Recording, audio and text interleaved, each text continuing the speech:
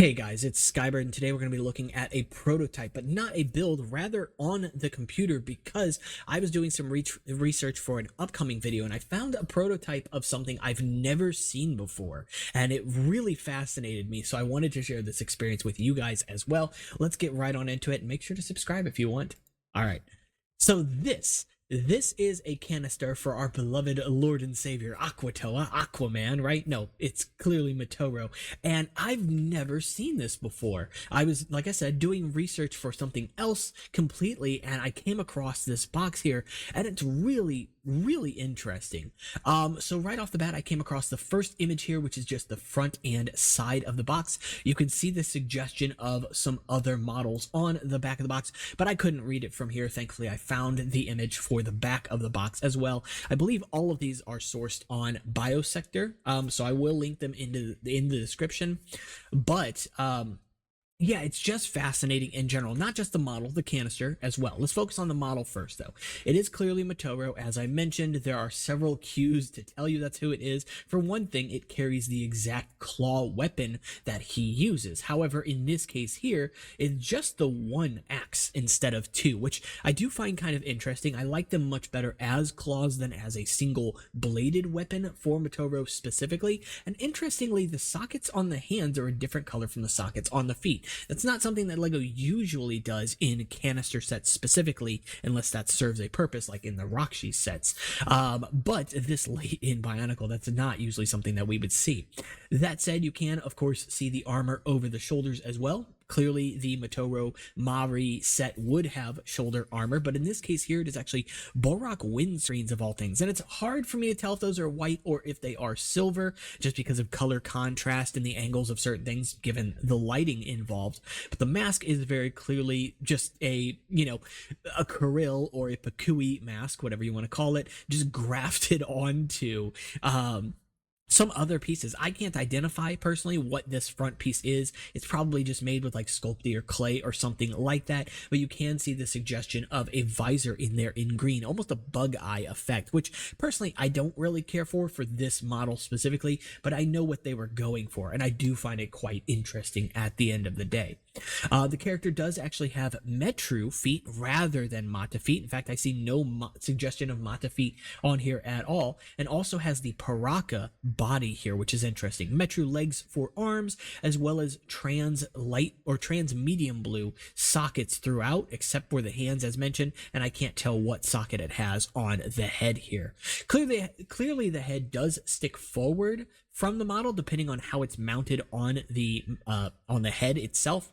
The mask is quite a bit lower, so that it's very clear that they were going for that hunched back appearance for this character. It's very clear it was an ice character as well because of the white and blue color scheme, so we can tell who this is supposed to be, and there aren't that many changes between this and the final model other than new pieces, right? No breathing tubes used here at all, though, interestingly, and of course the Kordak blaster didn't exist yet, so this is a built-up version of it with a sort of revolver barrel on some pulley wheel pieces.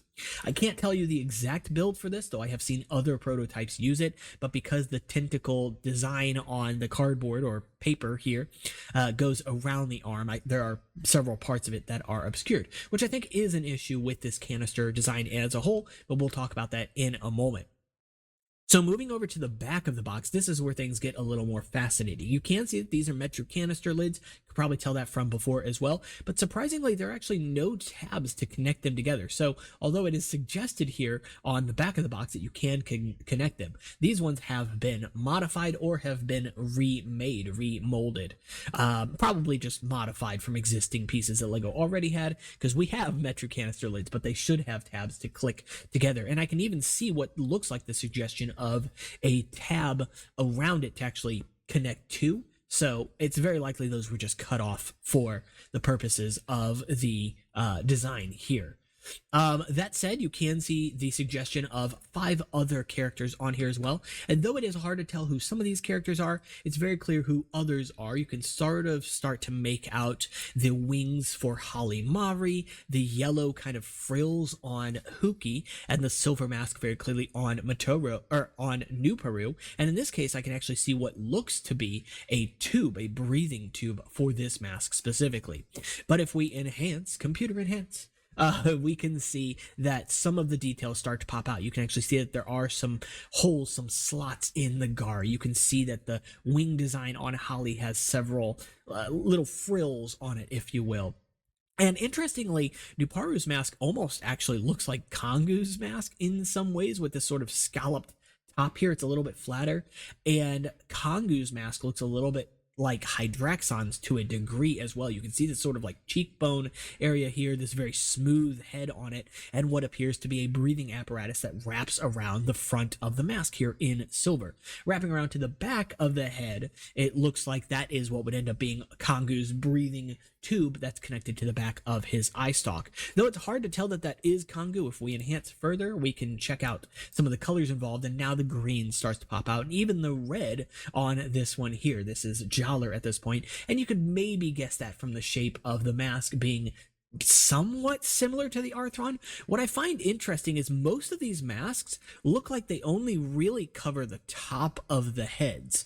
I can't say that for certain, but from what I can tell here, I mean, Holly's just kind of looks like a Roxy mask at this point, or maybe even like a reuse of Alec's prototype head.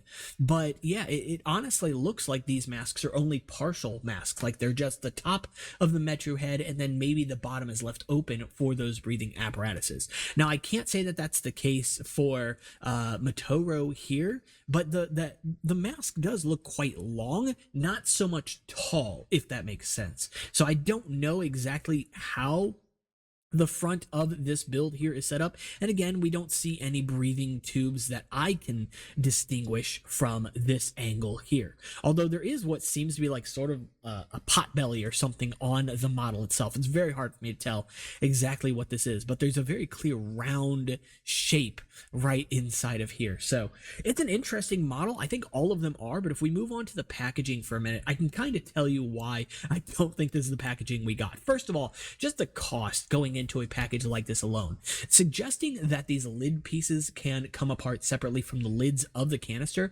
That's like basically four movable pieces on a canister like this, right? You have the main lid for the presentation of the model itself, and then you have the sub lids within it, the sphere inside, which is elegant. It's really interesting, but think of how pricey that would be. You've got this gray plastic on one side here, this white plastic on the pods, and then on top of that, you either have painted or dual molded octopus tentacle pieces that wrap around the entire model, even going through some of the parts of the cardboard. It's really cool. The design is excellent, but at the end of the day, this is expensive. Not to mention too that the recyclability of a canister like this would be like next to impossible, given all the different colors and plastics that might be used here, and breaking it down. And also, how much space does the character actually take up on this box here at the end of the day? The character is only taking up about maybe 60% of the total height of the box. It is obscured in several places by these tentacles. It looks really cool, but the character is not as flashy as it could be for a box like this. And remember, we've enhanced the saturation here. So like, it may not be as attractive on store shelves. Like, yes, kids know what Bionicle is by this point, so they're probably going to recognize it. And if they're into it, yeah, they're going to buy this. They're going to appreciate the box itself. But at the end of the day, this is really hard to sell. And on top of that, looking even further, how do you stack these? The logistics of this kind of stuff is a nightmare as well, because the boxes basically have no flat sides other than the base. So if you wanted to put these on store shelves, it's very difficult to do that.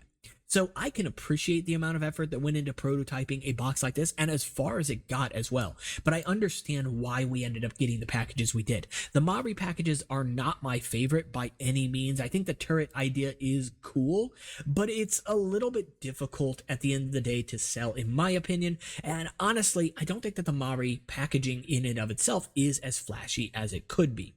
The turret is neat at the end of the day, but it's not the most exciting lid use in the world that we had seen. I like the Baraki, the idea that you can actually have those as like little displays, and obviously that's something we would see in the Avmatoran cases as well. Those little platforms you could stand your character on. That's cool stuff. I really love that.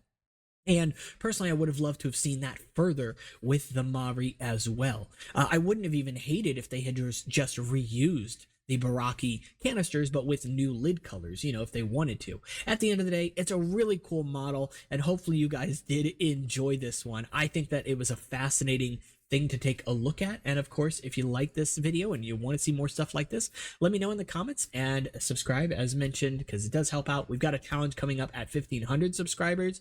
And on top of that, my links for Discord and Instagram are in the description. I'll see you all in the next one. Take care.